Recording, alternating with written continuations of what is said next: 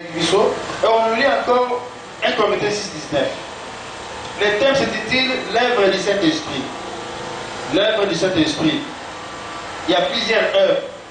Œuvre du Satan, œuvre du sorcier, œuvre du diaboulou. Maintenant nous parlons de l'œuvre du Saint-Esprit. Amen. 1 Corinthiens chapitre 6 verset 19. Je lis au nom de Jésus. Je lis au nom de Jésus.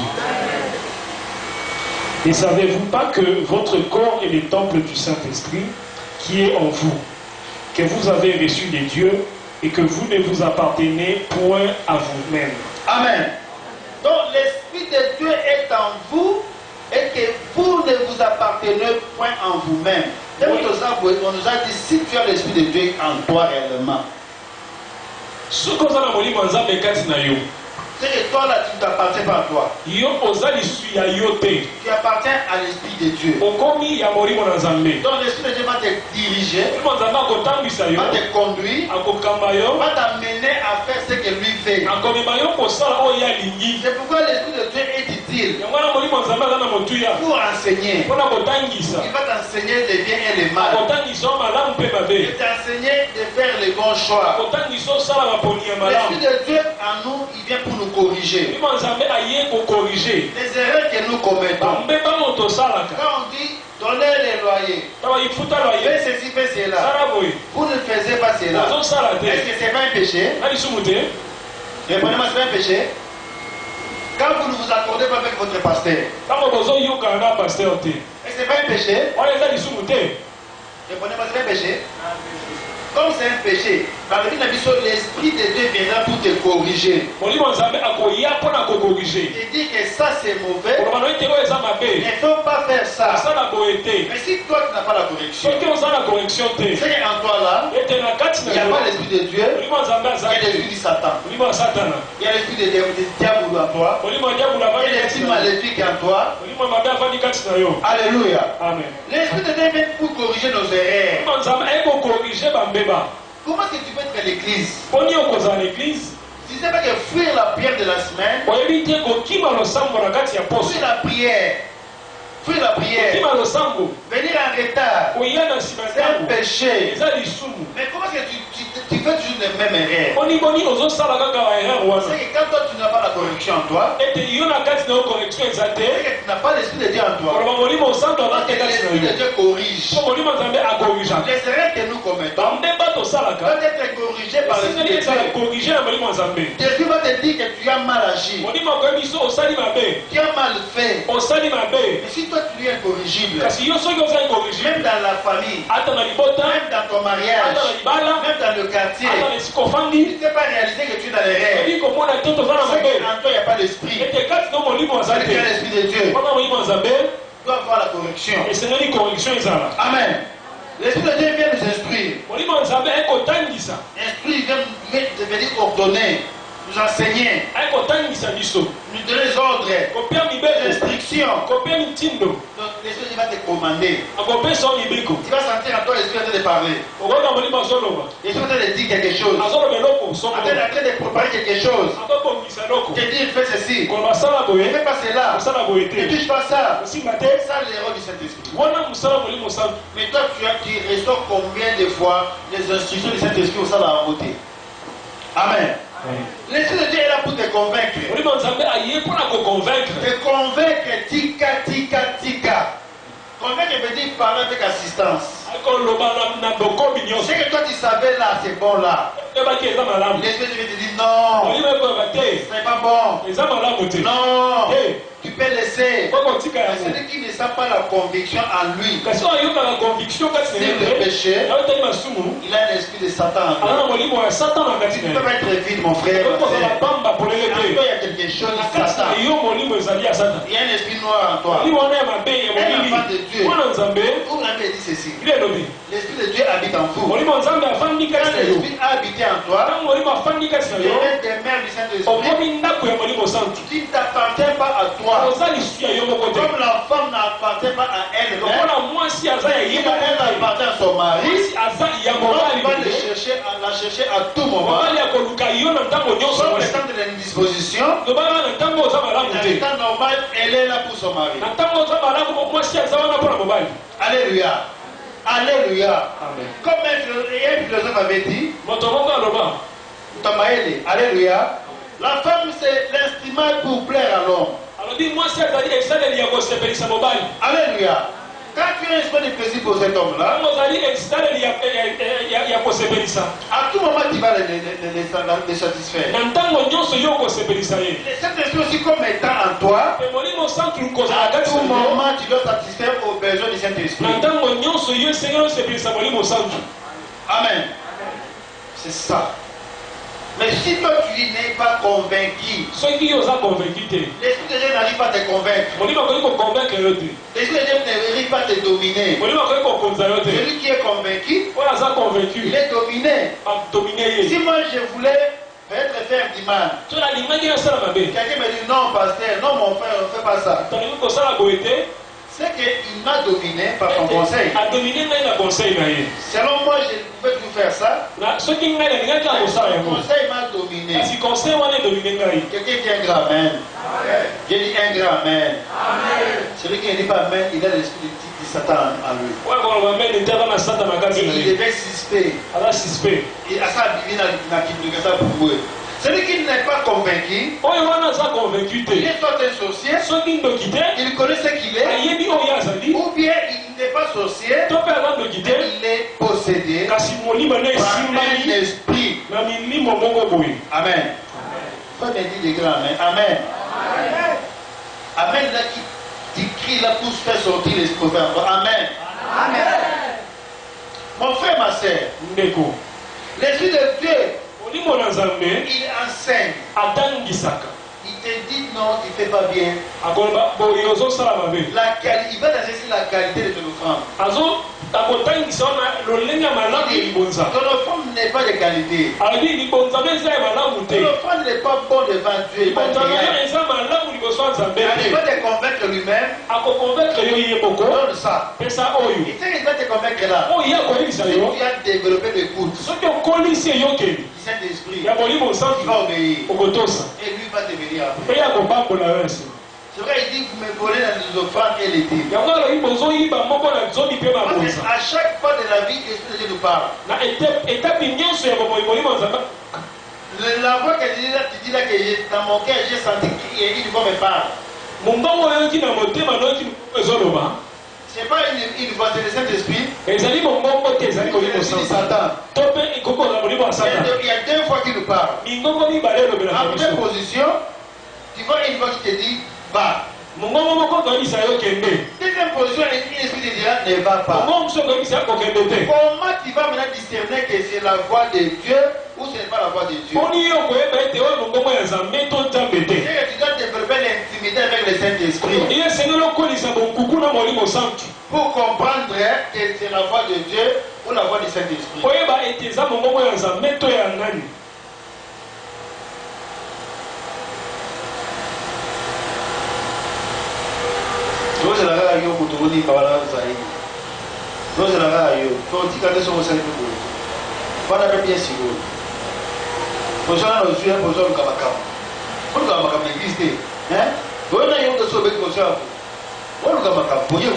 Amen. Alléluia. Trois fois seulement à sa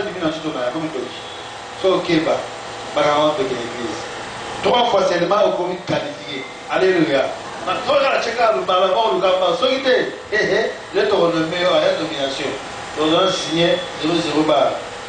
Et telle personne. Amen, amen. Les Saint-Esprit va te convaincre sur le mal et le bien. Il me dit, l'Éternel parle et vous ne prenez pas garde. Est-ce que Dieu vient dans plusieurs formes? Il vient même en sommeil. Même la nuit tu dors comme ça. Il vient, il porte la figure d'une personne. La personne que tu respectais, que tu connaissais bien, il prend la figure de la personne. Il te dit fais ça, ça. Tu vois la personne là, quand tu te réveilles, tu vas te justifier toi-même. Oh non, Et l'esprit était venu te dire quelque chose. Il venu t'enseigner. Pour montrer, c'est voilà, c'est un sorcier. J'ai oublié ma cantina. J'ai. Dans mon cœur, on m'a dit de faire ça. Amen.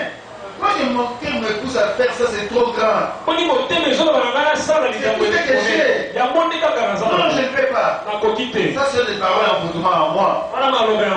Développe l'obéissance au Saint-Esprit. Développe l'intimité avec l'Esprit.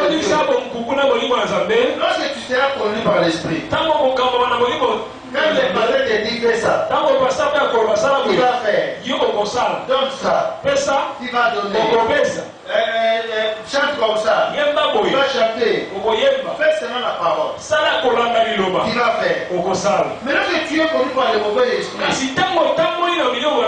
tu ne verras pas. Tu ne verras pas. Lorsque tu es connu par un esprit, quand on te dit fais, tu ne fais pas. Dans le loyer, tu ne donnes pas. Peut se fâcher. La colère de Dieu se va rire. Un enfant de la maison, il ne reste pas sourd. Opposition. Il ne sera pas béni. Notre Seigneur a été victime de la chose.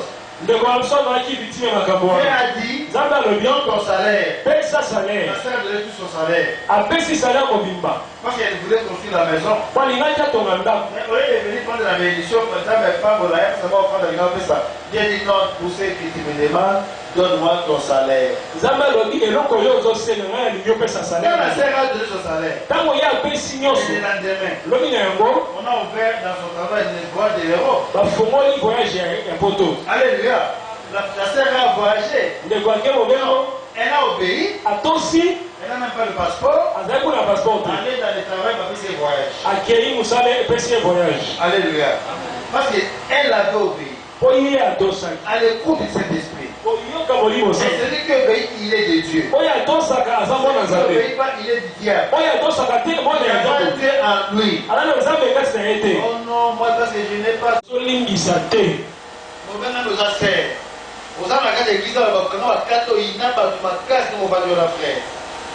Celui qui a l'esprit de Dieu en lui ne dormira jamais lundi, dimanche avant de prière.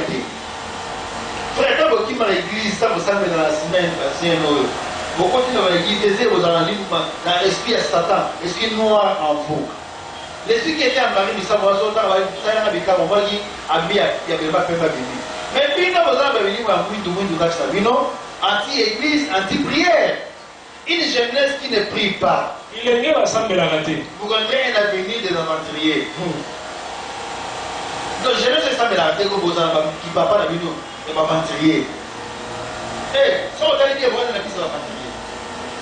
Jeune, tu dois préparer ton avenir à Bozambé. Maria Maba, c'est un philosophe, il a dit ceci. Si la jeunesse savait, la vieillesse pouvait. Ce que nous sommes aujourd'hui, quand nous sommes mariés dans l'âge du papa, c'est déterminé dans la jeunesse.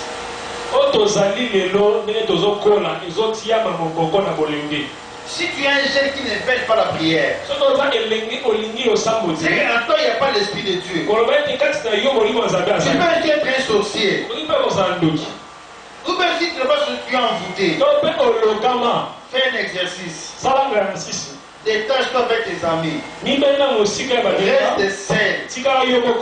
Regarde l'église. Tu auras la vie de la prière. Mais si tu es toujours avec les amis, tu n'arrives pas à prier, ce sont des sorciers qui t'envoûtent. Ils ne veulent pas que tu puisses prier. Ils savent que quand tu vas prier, tu vas aller en avant. Quand tu vas prospérer, tu vas progresser. Moi, je me suis détaché de mes amis depuis longtemps. Même aujourd'hui, je n'ai pas des amis pasteurs, des amis prophètes. Quand on me dit, tu connais apôtre Soyikala, apôtre Soyikala,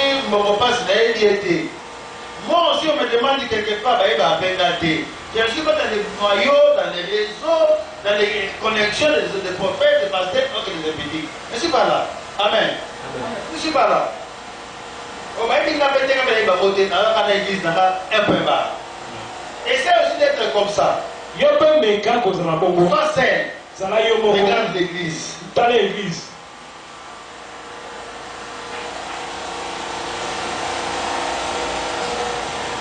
Quelle fois déjà? Amen. Amen. Quand on nomme, on a quitté l'église. Alléluia. Amen. Alors, regarde-toi très bien. Si tu détaches de tes amis là. Ceux qui ont capable de la ligne, non?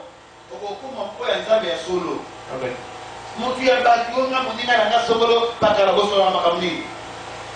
Saint-Esprit a la besoin de yo, camarade de trucs détruits, il y a un associé, lui il faut ton étoile, lui il faut la monter. Il y a un monde na yo. Et mon temps là, je dis dans la data. C'est lui qui a reçu des étoiles pas son habit. Autant le molimo nzamba apesa kilamba na été. Moi-même je sais Dieu avec mon petit frère, n'a pas cette dans la gâté. Ah non, parce qu'on a dans cette là-bas, c'est moi jamais. C'est mes amis. Et il y a là jamais. C'est rien. Même les chaussettes, ne pour la mettre dans la colonne, on va qu'elle. Il y a un problème avec qui l'autre est assez. Il y a un problème avec qui l'autre est assez. Quelle saleté que tu avais. Ceux qui ont l'esprit de Dieu ne se laissent pas emporter par n'importe quoi. Prends l'église au sérieux. Soit l'église est sérieux. L'esprit va t'enseigner sur l'église. La valeur de l'église. L'importance de l'église. C'était quelqu'un qui avait la bonne manière. Venir à l'église. Je suis pas sur les sorciers. Les sorciers font quoi? Ils ne viennent pas à l'église. Parce que quand ils vont venir, donc semaine d'ailleurs la prière est pour l'emba. Au lieu d'un frère Moutos, là on a besoin. Alléluia. Donc celui qui avait l'habitude de payer la prière la semaine pour les baptêmes. Réactif des batteries. Dieu peut te venir aujourd'hui avec des liens, il y a lundi, il y a sous-mardi, il y a maintenant le mercredi. Quand on a prié la semaine, tout le monde va venir, c'est le mardi aujourd'hui, pas à l'église. C'est mercredi, donc jeudi, va à l'église. Si tu n'es pas convaincu par l'Esprit de Dieu, si tu es convaincu, si tu es pasteur, là, on va convaincre. Tu as kanda, tu as maman, tout ça qui va pour pasteur, soit lui, d'abord, 1, 2 mots, 3 mots, photos. Mais quand on a un pasteur devant eux. Moi, je n'arrive pas à te convaincre. Tu vas respecter qui alors? Si le Saint-Esprit n'arrive pas à te convaincre, tu vas respecter qui alors? Si tu es convaincu par l'Esprit de Dieu, c'est l'Esprit de Dieu te domine. La parole qui avait dit que tu n'es pas maître de ton corps, c'est justifie. Alléluia. C'est justifie. Si tu n'arrives pas à venir à la prière à la semaine, mon frère, tu n'as pas de sujet en toi. Tu n'as que des mots en toi. Tu n'as que Satan en toi, c'est tout. Tu n'as rien de bon en toi. Mais si tu as l'Esprit de Dieu, tu peux rater les jeudis, mais être les mardis. Tu peux rater les mardis, mais être les jeudis. On a la prière de 10h à 11h avec la prophétesse. Donc tu ne peux pas rater cette prière-là. Non, la prière, beaucoup de prières, ça change les choses. Le Saint-Esprit de Dieu. L'Esprit meilleur. Dans l'excellence. Mais toi, tu as quoi comme esprit? Tu as combien de démons en toi? Ce sont ces esprits-là. Quand l'homme de Dieu dit, fais ça. Maintenant, ceci. Tu oublies facilement. Mais le pasteur a celui qui. Soyez quand la pasteur est bien sa monté. C'est autant d'esprit.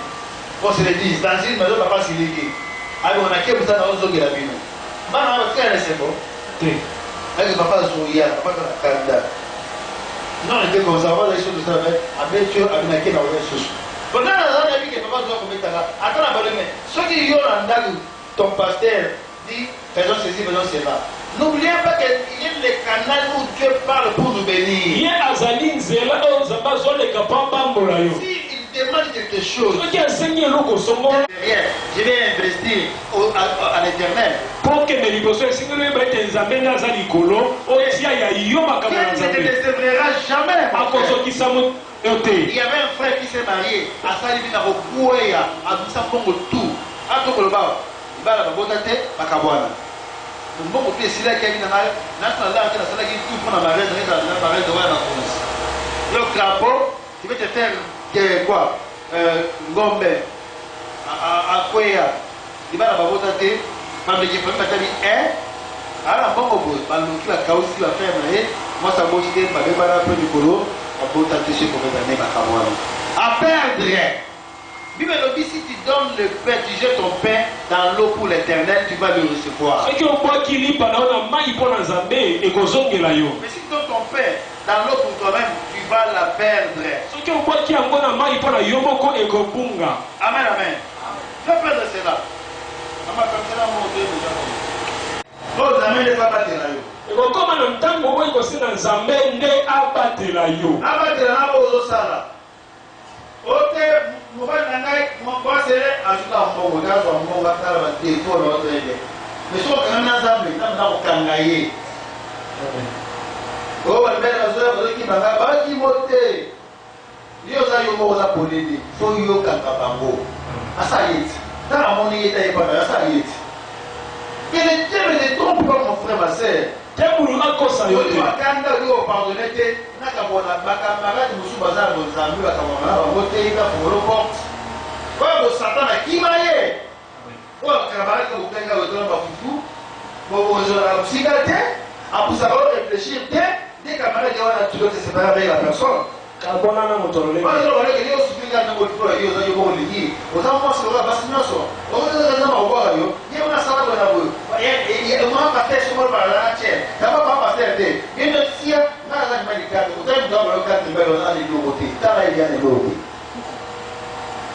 donc il ne faut pas s'accrocher avec ces gens pareils. Tu as ça. Moi je donne à tous les hommes. Je te donne l'argent moi. Après ça répété. Est-ce que c'est cette décision à Zanayo à Waloka clairement Kamona Moutour? Et on te dit que Namori Mazama doit contrôler l'esprit Nayo. Alors contrôle les classes Nayo. Après on va Kamona Moutour. Tika Moutour. Kokibe Moutour. Kamona Aga Koye Bisayo. Asa l'action dans d'autres de l'autre. Kamona Zanzambe. Kanawa Bochanjete. Asa l'action Tika Moutour. Tika. Obéissez à la parole, à la voix du Saint-Esprit, un point barre. L'Esprit de Dieu va te dire, accroche-toi au nom de Dieu. Accroche-toi au secret de l'Église. Sois partenaire. Quand tu donnes comme ça, je t'appelle partenaire. Amen, amen. Amen, amen. Amen. Combien n'a pas fait